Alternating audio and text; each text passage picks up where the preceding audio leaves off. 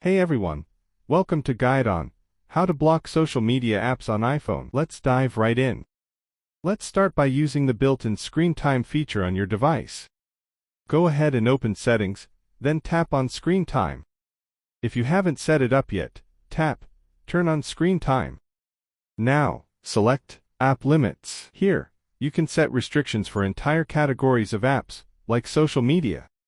Tap Add Limit and choose Social Networking. Decide how much daily time you want to allow yourself for social media, whether it's 1 hour, 30 minutes, or any amount you prefer. Once you've set your limit, tap Add.